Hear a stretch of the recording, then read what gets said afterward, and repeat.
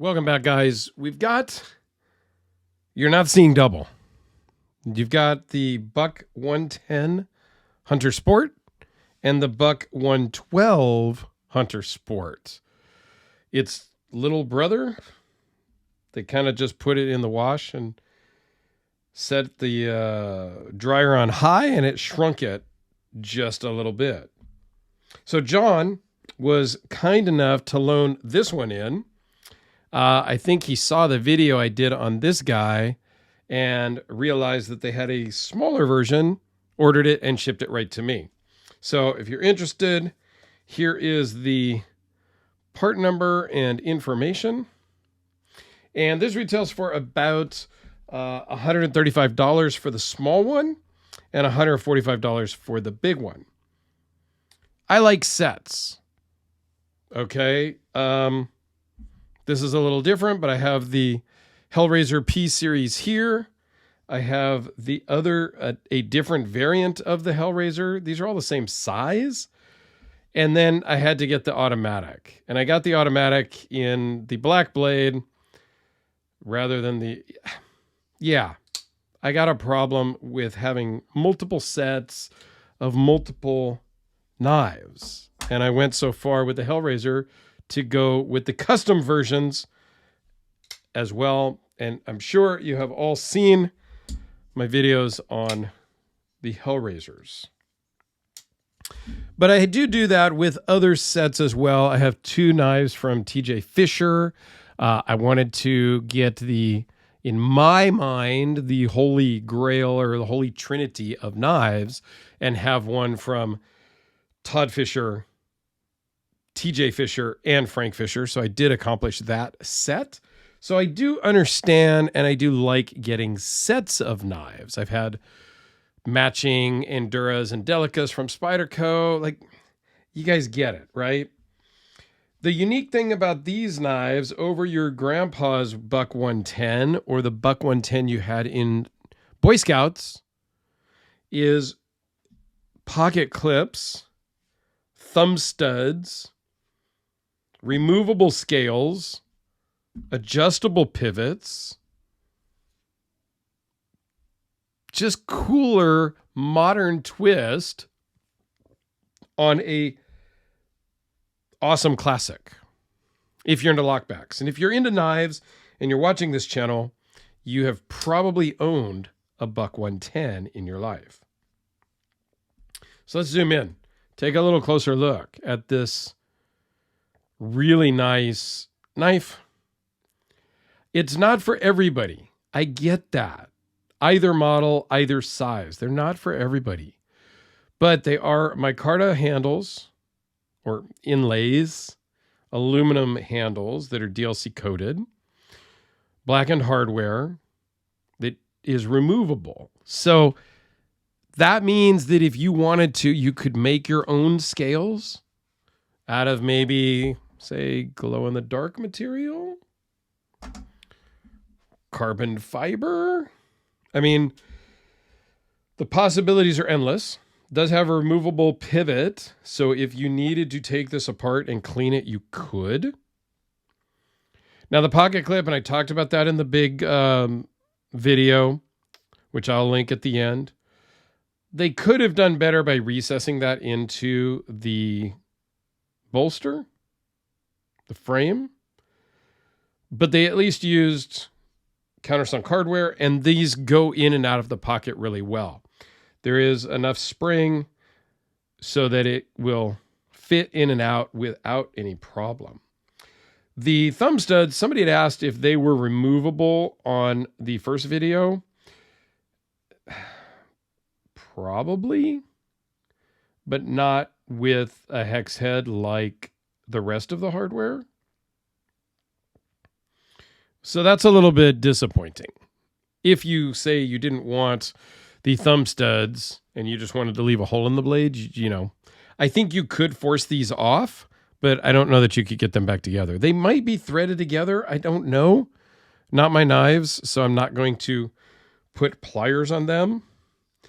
But all in all, they're very cool. At some point, I do probably want to reach back out and look and just reach out and buy a $110, just a classic leather sheath one, just to have, because that reminds me a lot of my elementary school years. So the thumb stud is supposedly for easy one-handed opening. It is easier to open on the small one than it is on the big one.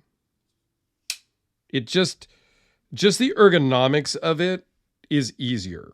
Now, as I put these side by side, I can notice, I don't know if you guys can see that on camera.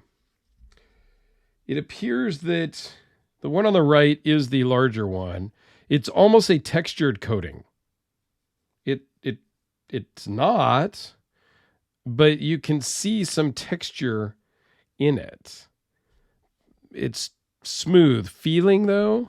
I just noticed that right now. So right there, that bothers me a little bit, that they are not really identical in finish. And it's same on the backside. It's a little hard to see.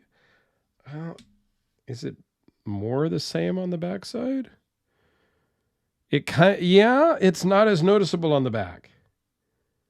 Huh, interesting. Now, these are mass produced, right? So in the manufacturing process, sometimes things go a little bit awry. So this could just be this particular one didn't get the coating as this applied the same as on this one. That's possible, but it is a bit shorter. The specs will be down in the description, but basically it's 7 1/8 inch overall on the little guy. And I'm going to flip back through my notes really quickly here and see if I can find the big one. Not that one. I have a binder and I have them all in order. So you're at 8 5/8 and 7 1/8 overall. The weight is 4.7 ounces versus 4 ounces. Just to give you an idea, and I'll put the specs down below, and I will link to the other video up in the corner. But let's do a couple of quick size comparisons just with them both here. The Spyderco Delica. So this is about the size of the Delica, although it's much thicker, of course. Here it is with a Sharpie. Since I pull out the Hellraiser, why not bring that in the mix? And somebody's been commenting that I use the Hellraiser in every single video, which might be true. It could be.